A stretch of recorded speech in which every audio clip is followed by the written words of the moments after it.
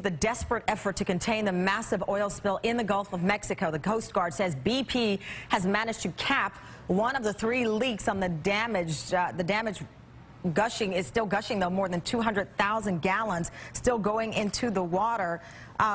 Meanwhile, it appears oil has been washing up on the shores of Louisiana and Mississippi. NBC's Mike Taibbi is live in Biloxi with more for us. And Mike, I understand BP finally may be able to put that dome in the water that they've been working on. How soon might we see that?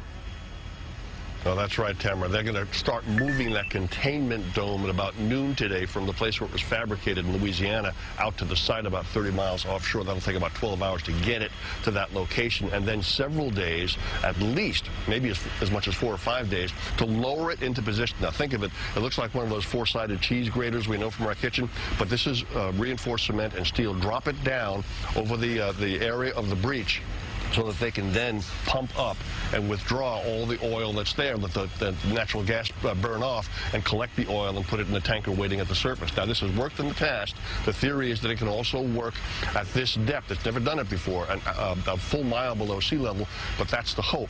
In the meantime, as you point out before, there are reports now of trace amounts of oil washing up on beaches and on some of the barrier islands. I spoke briefly a short time ago with Louis Miller of the Sierra Club, and he told me that those trace amounts are reported near Gulfport, and then out on the barrier islands. We were out at Ship Island 2 days ago, where amounts have been found on the west part of that island, way out on Chandelier Island, south of the Louisiana coast, an uninhabited chain of islands.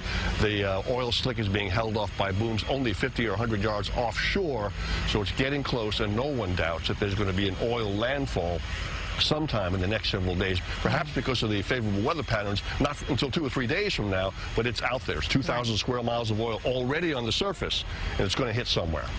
All right, NBC's Mike Taibbi live in Biloxi, Mississippi. Thank you, Mike, for